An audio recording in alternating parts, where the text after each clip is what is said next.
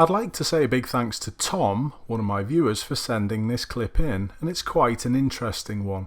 Nothing spectacular actually happens apart from the bus signalling.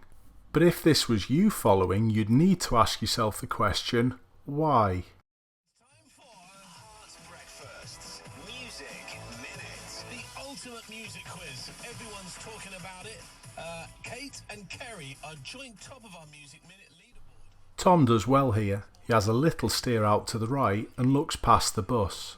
Don't forget the driver's seat is going to give us a better view than the dash cam. Quite simply, all the bus is doing is trying to stop people from overtaking. That's what we like to hear. Remind us of your buzzer, Emma. It's the money jar. The money jar.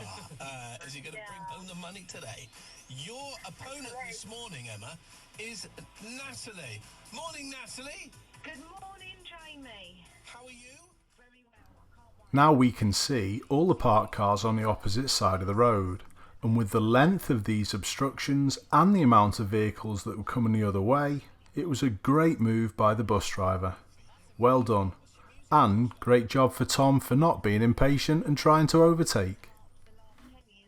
I think I'm good. Okay, well, let's put it to the test. We need to hear your